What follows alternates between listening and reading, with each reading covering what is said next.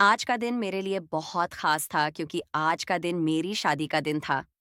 शादी के लाल रंग के लहंगे में बहुत सुंदर लग रही थी। सभी ने दिल खोलकर मेरी तारीफ की थी। मैं अपनी शादी के ड्रेस में बैठी अपने जीवन साथी का इंतजार कर रही थी। मेरे दिल में हजारों सपने थे। हर लड़की की तरह मैंने भी एक रोमांटिक और खूबसूरत शादीशुदा जिंदगी का सपना देखा था। लेकिन मेरा यह सपना उसी वक्त टूट गया जब मेरी शादी मेरे जीजा के साथ तय हो गई। ऐसा नहीं था कि वह उम्र में मुझे बहुत बड़े थे। वह एक पढ़ा लिखा और सुंदर युवक था। लेकिन मैंने उन्हें हमेशा जीजाजी के रूप में स्वीकार किया था। मेरी दीदी अंजलि की मौत के बाद जब उनकी सास ने मेरी माँ से मेरे रिश्ते के बारे में पूछा, तो मेरी माँ मुझे पूछे बिना ही मान गई। पता चला तो मैं उन पर बहुत गुस्सा हुई और काफी दिनों तक अपने परिवार से बात करना बंद कर दिया और कहा, बेटा, हम सब तुमसे बहुत प्यार करते हैं और हम तुम्हारे बारे में कोई गलत फैसला नहीं करना चाहते। अमित एक अच्छा, सुंदर और पढ़ा लिखा आदमी है। एक अच्छा लड़का है। और उसकी सबसे मुख्य, कभी-कभी वक्त के साथ रिश्ते बदल जाते हैं। मेरी प्यारी बेटी, फिर भी अगर तुम मना करना चाहती हो, तो मैं आज अमित की माँ को फ़ोन करके मना कर दूंगी। तुम रात को अपने फैसले की सूचना मुझे दे देना। मम्मी इतना कहकर चली गई और मैं सोच में पड़ गई। मुझे समझ नहीं आ रहा था कि मुझे क्या करना चाहिए। मैं अपने कमरे में आई तो मेरा मोबाइल फ़ोन बज रहा था। मैंने मोबाइल फ़ोन उठाया तो उस पर सीमा कॉलिंग लिखा था। मैं दिल में खुश हुई कि चलो, मैं अपनी परेशानी अपनी दोस्त को बता दूंगी और उससे कुछ अच्छी सलाह मांग लूंगी। लेकिन कॉल करने के बाद मैं होश खो बैठी। जब सीमा ने अपने बारे में बताया तो मेरी आंखों में आंसू आ गए। उसने बताया कि उसके पति ने उसे घर से निकाल दिया है और उसके कीमती गहने भी ले लिए हैं। अब उसके परिवार वाले उसे लेकर बहुत छींटाकशी कर रहे थे और उन्हें रूप से समस्या को हल करने की कोशिश कर रहे थे। इन सब बातों को सुनने के बाद मैं अपनी चिंता भूल गई, जिसकी अभी 5 महीने पहले ही शादी हुई थी, और अब इतने कम समय में इतना अचानक परिणाम देखा है। उसकी पूरी कहानी सुनने के बाद मुझे एहसास हुआ कि दुनिया बहुत मतलबी और क्रूर है, और बड़ों के फैसले के आगे सर झुकना ही बुद्धिमानी है, क्योंकि वे अपने अनुभवों के प्रकाश में सबसे अच्छे निर्णय लेते हैं। मुझे लगा कि मेरी माँ का फैसला 100% है, सही था। और फिर तभी मैं अपनी माँ के पास गई और उन्हें बताया, माँ, मैं अमित से शादी करने के लिए तैयार हूँ। माँ, जो इस वक्त रसोई में खाना बना रही थीं, मेरे मुंह से ये शब्द सुनकर वो हैरान भी हुई और खुश भी। साथ ही उन्होंने मुझे गले से लगा लिया और मेरे माथे को चूमकर मुझे ढेर सारी दुआएं दी। माँ को खुश देखकर मैं भी खुश हो गई। मैंने शादी के बाद अंजलि दीदी को हमेशा खुश और अच्छे कपड़े पहने देखा था, जिसकी वजह से मेरे दिल में कोई डर नहीं था। शादी के बाद पहली बार मैं दुल्हन बनकर उनके कमरे में दाखिल हुई, और जैसे ही दीवार पर अपनी बहन की तस्वीर देखी, तो मैं उनके पास जाकर बोली, मेरी प्यारी बहन, तुम बहुत याद आ रही हो। आप इस दुनिया से बहुत जल्दी दूर हो गई। ऐसा लगता है जैसे आप इस दुनिया में अपनी सारी खुशियां मेरे पाले में उड़ेल कर आई थीं। इतना कहकर मैं उनकी तस्वीर को प्यार से देखते हुए साए हुए बेड पर आकर बैठ गई। अब मैं अमित का इंतजार कर रही थी। मैं आने वाले खूबसूरत पलों के बारे में सोचते हुए शर्म से लाल हो रही थी। इस समय मुझे दरवाजे की कुंडी घूमने की आवाज सुनाई दी, तो मैंने सर झुकाकर देखा कि अमित अंदर आए और दरवाजा बंद कर दिया। अमित बिस्तर के करीब चले आए और चुपचाप, जैसे वो गुस्से थे, वैसे ही वापस भी चले गए। दरवाजे बंद होने की आवाज सुनकर मैंने आश्चर्य से अपना चेहरा घूंघट से बाहर निकाला और यह देखकर हैरान रह गई कि मेरे सामने मेरी दीदी की तस्वीर अपनी जगह से गायब थी। मैं कुछ डर वहीं बैठी रही। मुझे नहीं पता था कि मुझे क्या करना चाहिए। क्या मैं यह समझूं कि अमित से 1 साल बाद भी अपनी पत्नी की मौत के दर्द को भूल नहीं पाए हैं? उन्हें उसी वक्त मेरे पास होना चाहिए था। कुछ सोचकर मैं अपनी जगह से उठकर उनके पीछे गई, ताकि हम दोनों एक दूसरे के बारे में कुछ बात कर सकें। मैं कमरे से बाहर आई और उस कमरे में गई जिसमें अमित गए थे, लेकिन वह बंद था। मुझे आश्चर्य हुआ। मैं अपने भारी भरकम कपड़ों से परेशान होने लगी थी। सुबह से शाम तक आराम न मिलने के कारण मुझे नींद आने लगी थी, तो मैं अपने भारी कपड़े उतारकर कमरे में लौट आई और कपड़े बदलकर सो गई। अगली सुबह जब मेरी आंख खुली तो अमित बिस्तर के किनारे बैठे थे और मेरी सास नाश्ते के लिए कह रही थी। मुझे उठाता देखकर अमित बोले, नए जीवन की नई सुबह मुबारक हो। अमित ने इतने प्यार से कहा कि मैं पिछली रात के खराब मूड को भूलकर मुस्कुरा दी। इस समय मेरी नज़र सामने की दीवार पर लगी दीदी की तस्वीर पर पड़ी। दीदी की तस्वीर दोबारा अपनी जगह पर लग गई थी। फोटो देखकर मुझे ऐसा लगा जैसे वह हमें देखकर मुस्कुरा रही हो। मेरे भी होंठों पर मुस्कान फैल गई। हमारे लिए नाश्ता आ चुका था तो मैं फ्रेश होने चली गई। अमित और मैंने अपने कमरे में बेहद खुशगवार माहौल में नाश्ता किया। नाश्ता के बाद अमित के कुछ दोस्त मिलने आए तो वह उनके साथ चला गया, जबकि मैं तैयार होने लगी। पूरा दिन मेहमानों से मिलने में बीत गया। आज मैं बहुत खुश थी कि जल्द ही हम दोनों करीब आएंगे और एक दूसरे को समझ पाएंगे। लेकिन जब रात हुई और मैं उनका इंतजार करने लगी तो मैं बहुत निराश हो गई, क्योंकि कल रात की तरह अमित कमरे में आया और दीदी की फोटो ली और दूसरे कमरे में चला गया। मैं बैठकर उन्हें उत्सुकता से देखने लगी। मुझे उन पर तरस भी आया, साथ ही मुझे दीदी की किस्मत से जलन भी हो रही थी, जिसे इतना प्यार करने वाला पति मिला था कि उन्हें भुला ही नहीं पा रहा था। जब मैं कमरे से निकली और अमित के पास दूसरे कमरे में जाने लगी तो उसने पहले से ही कमरा बंद कर लिया था। मैं वहीं खड़ी हो गई और मुझे अंदर से अमित की कुछ बात करने की आवाज सुनाई दे रही थी। मैं किसी से बात कर रहे थे। मैं दरवाजे पर कान लगाकर सुनती रही, पर कोई भी शब्द समझ नहीं आया। तब मेरी सास मुझे आई हुई दिखाई दी। उसने पूछा, क्या हुआ? तुम यहाँ क्यों खड़ी हो?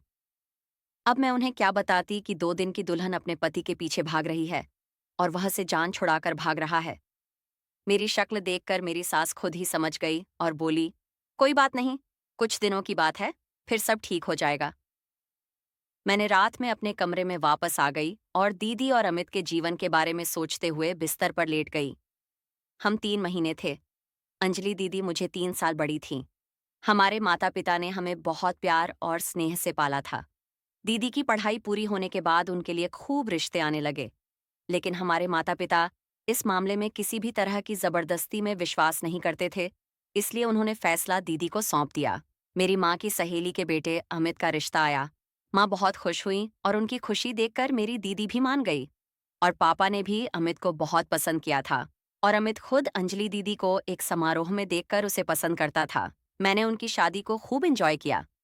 इकलौती संतान होने के कारण मेरा विशेष महत्व था।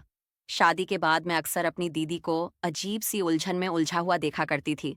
खासकर जब मैं उसके घर रहने जाती तो वो रात में कई घंटे बाहर टहलती रहती थी।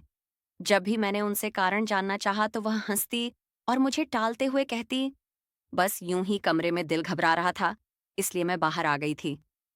यह बात एक बार मैंने अपनी माँ से भी कही तो वो भी हंसी और बोली, पगली, नए घर में एडजस्ट होने में थोड़ा टाइम लगता है। जब भी दीदी हम लोगों से मिलने आती थीं तो वह बहुत ही सजी संवरी और खुश होती थी, इसलिए मैंने भी उनको अपने दिल से निकाल दिया था।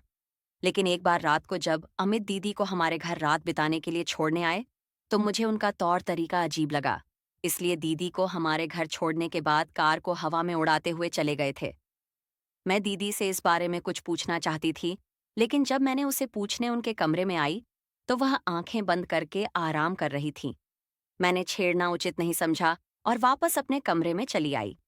अगली सुबह मैंने ये बात दीदी को बताई तो उन्होंने कहा कि ऐसी तो कोई बात नहीं है, बस वो हमारी थोड़ी सी लड़ाई हुई है, इसलिए भी अंदर नहीं आए।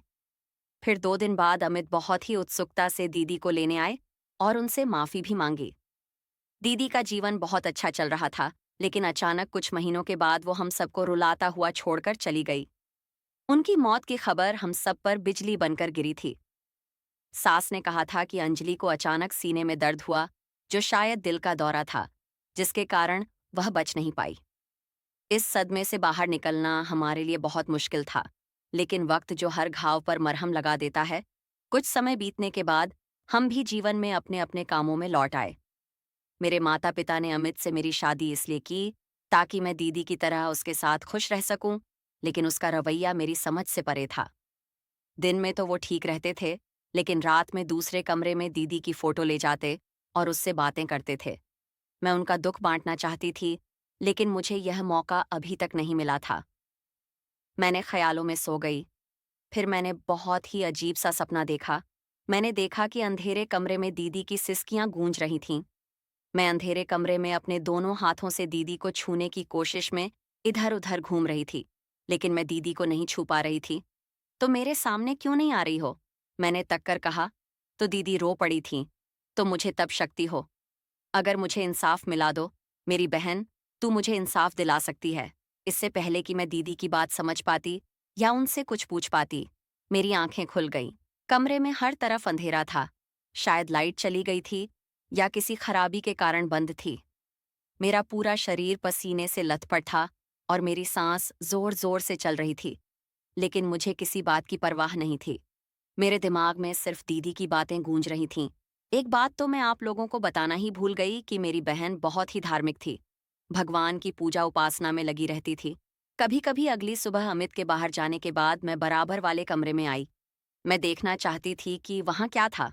कमरे में अंदर आई तो देखा इस कमरे में एक सोफा सेट और एक अलमारी के अलावा कोई फर्नीचर नहीं था। मैंने अलमारी खोली तो देखा कि ढेर सारे कुछ खाली रैपर थे। मैंने उठाया, उल्टा पुल्टा कर दिया। वो शायद दीदी के दवाओं के थे क्योंकि मैंने अक्सर उन्हें उनके बैग में देखा था। पहले तो मैंने ध्यान नहीं दिया, लेकिन इसे दवा का नाम पढ़कर मैं दंग रह गई। लेकिन फिर मैंने सोचा कि शायद मुझे कुछ गलत फहमी हो गई है, इसलिए मैंने वो रैपर वहीं रख दिया। अभी अलमारी बंद कर ही रही थी कि एक छोटा सा शॉपिंग बैग मेरे पैरों में आकर गिरा। मैंने देखा कि वो नशीली दवाओं से भरा हुआ था। मैं बहुत हैरान हुई। मैंने वो बैग वहां से उठाया और चुपके से अपने कमरे में ले आई। शाम हुई तो अमित बेचैन होकर घूमने लगे, जैसे उनका कोई कीमती सामान हो गया हो। मुझे उनकी बेचैनी महसूस हुई, लेकिन मैंने उसे नजरअंदाज कर दिया, क्योंकि अगर वो ड्रग्स का इस्तेमाल कर रहे थे, तो एक अच्छी पत्नी होने के नाते मुझे उसे रोकना चाहिए था। यही दवाइयां मैंने दीदी के बैग में भी देखी थीं। शायद अमित की आदत को छुड़ाने के लिए वह यह नशीली दवाइयां अपने बैग में रख लेती थीं। कुछ सोचकर मैं कमरे से बाहर आई। मुझे पता था कि अमित की पसंदीदा डिश कढ़ाई पनीर है, इसलिए मैंने उसे बनाने के लिए किचन में गई। क्योंकि मैंने सुना था कि आदमी के दिल का रास्ता उसके पेट से होता है, इसलिए इस बात को फॉलो करते हुए अमित के लिए कढ़ाई पनीर बनाया। दीदी भी अमित को खुश करने के लिए उनकी पसंदीदा डिश बनाया करती थी। ये दीदी ने ही मुझे बताया था। खाना बनाने के बाद मैंने नौकरानी के साथ टेबल सेट की और हम लोगों को खाना खाने लगे। अमित को खाना बेहद पसंद आया था। उन्होंने खूब खाया और मेरी तारीफ भी की। वो मेरी तरफ प्यार से देखते हुए बोले, क्या तुम इतना मजेदार खाना बनाने के लिए मुझे कुछ गिफ्ट लेना चाहोगी? अमित के प्रश्न पर मैंने आश्चर्य से उनकी ओर देखा। सब वहां से ज्यादा उनके पूछने का तरीका निराला था। मुझे समझ नहीं आ रहा था कि मैं अपनी सास के सामने इसका जवाब कैसे दूं, सो मैं चुप ही रही। एक बार फिर अमित ने अजीब अंदाज में अपना सवाल दोहराया। मुझे किसी काम से किचन में भेज दिया। मैंने रसोई की खिड़की से देखा कि वह अपनी माँ को धीमी आवाज में कुछ कह रही थी। मुझे अमित का व्यवहार बहुत अजीब लगा। एक दिन मैंने अपनी सास से बात करने की हिम्मत जुटाई और उन्हें बताया कि तुम्हारा बेटा नशा करता है, तो फिर आपने उसे जैसे इंसान के लिए मेरा जीवन क्यों खराब किया? वह हंसने लगी। ऐसी कोई बात नहीं है। तुम्हारी बहन और उसकी पत्नी की मौत के सदमे ने उसे झकझोर कर रख दिया है और उसने अपना दुख भूलने के लिए यह सब किया है। मैं उसे समझाऊंगी। सास की बात सुनकर मैं ज्यादा कुछ नहीं बोली और कमरे में आकर लेट गई। मैंने रात को फिर से सोने के लिए अपनी आंखें बंद की तो फिर से दीदी का रोता हुआ चेहरा दिखाई दिया। वह मुझे न्याय मांग रही थी, लेकिन कैसा न्याय? अपने सपने में दीदी को इस तरह तड़पता देखकर मैं बहुत बेचैन हो गई थी। मेरे दिल में अजीबोगरीब ख्याल आने लगे कि मेरी दीदी की मौत एक्सीडेंट थी या कुछ और। सास ने बताया था कि दीदी को दौरा पड़ा तो अस्पताल ले गई। उसे समय कुछ भी पूछने का कोई अर्थ नहीं था और उसमें कोई संदेह नहीं था। लेकिन अब सपने में दीदी को इस तरह देखना एक सामान्य बात थी। मैंने अस्पताल की उस रिपोर्ट को खोजने के लिए अपने कमरे की तलाशी ली, जिसमें दीदी की मौत का कारण बताया गया था, लेकिन कमरे में ऐसा कोई कागज नहीं मिला। सुबह अमित के काम पर जाते ही मैंने दूसरे रूम की सफाई के बहाने उस रूम को भी छान मारा, लेकिन वहां भी कुछ नहीं मिला। आप सिर्फ सास का कमरा बचा था और मुझे उम्मीद थी कि शायद यहाँ कुछ मिल जाए, और ऐसा ही हुआ। सास के कमरे में अस्पताल की एक रिपोर्ट मिली जिसमें दीदी के मौत का कारण हार्ट अटैक लिखा हुआ था। इसे अपनी आंखों से पढ़कर मुझे संतोष हुआ और थोड़ी शर्म भी आई कि मैं अपने ही घर वालों पर शक कर रही थी। अमित के ऐसे ही धूप छांव वाले व्यवहार में दिन बीते गए। एक रात मैंने देखा कि जब वो दूसरे कमरे में गए तो उसके हाथ में एक नहीं दो फ्रेम थे। एक फ्रेम तो मैं पहचान गई थी, वह दीदी की तस्वीर वाला फ्रेम था, और दूसरा शायद नया बना था। लेकिन सस्पेंस ये था कि उस दूसरे फ्रेम में किसकी तस्वीर थी। अगली रात जब मैं सोने के लिए लेटी तो मैंने जानबूझकर अपनी आंखें बंद की और फिर सोने का नाटक किया। आज रात मैं निश्चित रूप से उस रहस्य को जान लेना चाहती थी जो मुझे अंदर से बेचैन कर रहा था। मैंने देखा कि हमेशा की तरह अमित कमरे में आए और हाथ में दीदी की तस्वीर कुछ देर रुककर मुझे देखते रहे, जब तक उन्हें यकीन नहीं हो गया कि मैं सो रही हूँ। इसके बाद निकल गए। मैं आंखें खोलकर उनकी पीठ की ओर देखते रही और जैसे ही वे दूसरे कमरे में गए, मैं भी उठकर बैठ गई। उन्होंने मुझे सोते हुए देखा था, इसलिए कमरे का ताला बंद किया बिना दूसरे कमरे में थे। कुछ देर बाद मैं खामोशी से कदमों से धीरे धीरे चलकर बराबर वाले कमरे में आई। मैंने धीरे से दरवाजे की कुंडी घुमाई और दरवाजा खुल गया। मैंने कमरे में झांका तो अमित दीदी की तस्वीर पर जोर से कुछ बातें कर रहे थे। अमित की बातें मैं सुन सकती थी। वह फोटो से बातें करते हुए कह रहे थे, मेरी प्यारी शहजादी, तुम दूसरी दुनिया में कितना अकेला महसूस कर रही होगी। मैं तुम्हें उदास नहीं देख सकता और जल्द ही तुम्हारा अकेलापन दूर कर दूंगा। बस वो थोड़ा सा इंतजार करो। इतना कहकर अमित ने अपनी गोद से एक और तस्वीर उठाई और दीदी की तस्वीर के साथ लगा दी। दोनों तस्वीरों को आपस में मिलाकर वह कुछ और भी कह रहे थे। मैंने वो तस्वीर नहीं देखी, लेकिन उनके दिल को छू लेने वाले शब्द सुनकर मेरे पैरों तले से जमीन खिसक गई थी। मैं वापस अपने कमरे में चली आई और बिस्तर पर बैठ गई और एक गहरी सांस ली। मुझे ऐसा लगा जैसे मैं मीलों चल चुकी हूँ। मैं बिस्तर पर लेट गई और सोने की कोशिश करने लगी।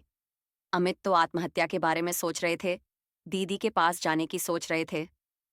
हो सकता है दीदी के साथ वह दूसरी तस्वीर उनकी थी। मुझे अमित को इस हद तक पहुंचने से रोकना था। बहुत देर तक सोचने के बाद मेरी आंख लग गई कि तभी फिर से दीदी के कराहने की आवाज़ मुझे सुनाई पड़ी। वो लगातार न्याय की मांग कर रही थी। मैंने सपने में ही उन्हें वादा किया कि मैं उन्हें इंसाफ दिलाऊंगी। मेरी बात सुनकर वह मुस्कुराती थी। मैं बहुत ज्यादा मुश्किल में पड़ गई थी कि दीदी का मामला तो मैंने अपने मन में निपटा दिया था। उनकी मौत हार्ट अटैक से ही हुई थी। फिर दोबारा दीदी सपने में क्यों आई थी? लेकिन दीदी से वादा किया था, तो मुझे वैसे भी अपना वादा निभाना था। लेकिन मुझे नहीं पता था कि इसे कैसे करना है। रात के किसी समय में उठकर मैं दूसरे कमरे में गई। अमित अब भी दूसरे कमरे में ही सोते थे। मेरे पास मेरे कमरे में नहीं सोते थे। मैंने दरवाजे को हल्के से धक्का दिया तो दरवाजा अंदर से लॉक था। मैंने रात होकर अपने कमरे में आ गई। सोच विचारों में घूम कब मेरी आंख लग गई, पता ही नहीं चला। सुबह सोकर उठी तो फ्रेश होने के लिए अलमारी खोली और कपड़े निकाले, और यह देखकर मैं दंग रह गई कि मेरी अलमारी से वो दवाइयों वाला बैग गायब था। मुझे यकीन हो गया कि वो बैग अमित ने निकाला था। मुझे अमित को गलत रास्ते पर जाने से रोकना होगा। अमित को मारने से बचाना होगा। अमित को दीदी की यादों से निकालना पड़ेगा। यही सब सोचती हुई मैं फ्रेश होकर आई और तैयार होकर बाहर आई। मेरी सास ने नाश्ता बनाकर तैयार रखा था। मैं नाश्ता कर ही रही थी कि मेरी सास बोली, बेटा प्रिया, मेरे फ़ोन का बैलेंस खत्म हो गया है, अपने फ़ोन से डॉक्टर का नंबर लगा दो। सुबह से सर में दर्द हो रहा है, उसे पूछकर कुछ दवाइयाँ ले लूँ। अपनी सास के बताए हुए नंबर को मैंने अपने फ़ोन में डायल किया और अपनी सास की तरफ फ़ोन बढ़ा दिया। गलती से मेरी उंगली रिकॉर्डिंग बटन पर लग गई और रिकॉर्डिंग शुरू हो गई। यह अनजाने में हुआ था, जानबूझकर ऐसा नहीं हुआ था। मेरी सास बात करती हुई अपने कमरे में चली गई थी। मैं भी अपने कमरे में आ गई, यह सोचते हुए कि जब मम्मी जी बात कर लेंगी तो खुद ही मुझे फ़ोन दे देंगी। काफ़ी देर के बाद मम्मी जी फ़ोन लेकर आई और मुझे फ़ोन देकर वापस चली गई। फ़ोन को चार्जिंग पर लगाकर मैं अमित के बारे में सोचने लगी। वो दीदी से कितना प्यार करते थे, दीदी की यादों को अभी तक भूल नहीं पाए हैं। यहाँ तक दीदी के पास जाने की सोचने लगे हैं, यानी खुद को मारना चाहते हैं। यह सोचकर ही मैं कमज़ोर पड़ गई थी। मेरा पूरा दिन इसी सोच विचार में निकल गया कि कैसे अमित के दिल से दीदी की यादों को निकालूं, कैसे अमित के दिल में अपनी मोहब्बत पैदा करूं, लेकिन कुछ भी समझ में नहीं आ रहा था। यही सब कुछ सोचते सोचते शाम हो गई। शाम को अमित ऑफिस से घर आए तो उनके हाथ में एक पिज्जा का डिब्बा भी था। अमित कमरे में आए और बोले, प्रिया, मैं ये पिज्जा तुम्हारे लिए लाया हूँ।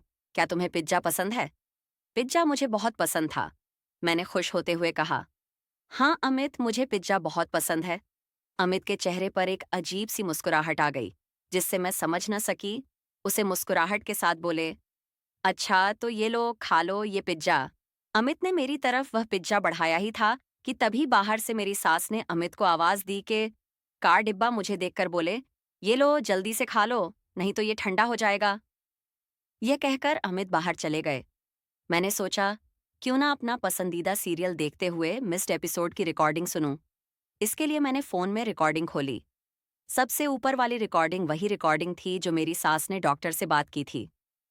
मेरे दिमाग में ख्याल आया, मेरी सास ने इतनी देर बात क्यों की? उनके सर में दर्द हो रहा था, या और सिर्फ दवाई ही तो पूछी थी। फिर भला दवाई पूछने के लिए इतनी देर बात करने की क्या जरूरत थी? ना चाहते हुए भी मैंने वो रिकॉर्डिंग खोल ली, और उसे रिकॉर्डिंग को सुनने के बाद मेरे शरीर में जान ही नहीं रही। ऐसा लगता था जैसे मैं अभी गिर पड़ूंगी। सोचने समझने की शक्ति खत्म हो चुकी थी। मेरी सास डॉक्टर से कह रही थी कि डॉक्टर साहब, आपके दी हुई दवाइयों से मेरे बेटे को कुछ फायदा नहीं हो रहा है। आपने तो कहा था उसकी दूसरी शादी करवा दो, वह ठीक हो जाएगा। लेकिन वह बिल्कुल भी ठीक नहीं हो रहा। अपनी पहले पत्नी को मारने के बाद अब वो अपनी दूसरी पत्नी को भी मारने की योजना बनाने लगा है। मैं आपको अब तक ना जान कितने पैसे दे चुकी हूँ। आप मेरे सारे के सारे पैसे वापस कर दीजिए। मेरे बेटे को बिल्कुल भी फायदा नहीं हुआ है। मेरी सास की बात सुनकर डॉक्टर जोर से हंसा था और बोला, देखिए, आपका बेटा दिमागी तौर पर बीमार है। उसे फायदा होने में थोड़ा टाइम लगेगा। रही बात पैसों की, तो मैं आपको एक पैसा भी नहीं दूंगा। आपके कहने से ही मैंने आपके पहले बहू की नकली रिपोर्ट बनाई थी कि उसकी मौत हार्ट अटैक से हुई है। अगर मैंने आपके बेटे की और आपकी यह काली करतूत पुलिस में जाकर बता दी, तो जिंदगी भर जेल की हवा खाते रहना पड़ेगा। कल आ जाना मेरे पास, मैं दवाइयाँ बदल दूंगा। धीरे धीरे आपके बेटे को फायदा होने लगेगा। और हाँ, मेरी फीस जरूर लेते आना। इतना कहकर उस डॉक्टर ने फोन कट दिया था। मैं वहीं शॉक की हालत में बैठी हुई थी। इसका मतलब मेरी दीदी की मौत हार्ट अटैक से नहीं हुई थी। मेरी दीदी को मारा गया था। वे मौत मौत के घाट उतारा गया था। तभी तो मेरी दीदी मेरे सपने में आई थी और मुझे इंसाफ की भीख मांगती थी। अपनी दीदी को याद करके मैं फूट फूट कर रोने लगी। जरा कुछ होश आया तो मैंने सबसे पहले उठकर अपने कमरे का दरवाजा बंद किया। मैं समझ चुकी थी कि अमित इस पिज्जा को खिलाकर मुझे मारना चाहता है। जरूर पिज्जा में कुछ मिलाया गया है। मैंने पिज्जा का डिब्बा एक तरफ रख दिया और जल्दी से अपने पापा को फोन लगाया। फोन पर मैंने पापा को सब कुछ बता दिया। पापा को तो मेरी बात पर यकीन ही नहीं हो रहा था, लेकिन फिर उन्हें यकीन करना ही पड़ा। पापा ने कहा, तुम घबराओ मत बेटा, जल्दी से जल्दी पुलिस को फोन करो, मैं भी वहां पहुंचता हूं। मैंने जल्दी से पुलिस को फोन किया और अपने घर का एड्रेस बता दिया। थोड़ी ही देर में पुलिस हमारे घर पर पहुंच चुकी थी।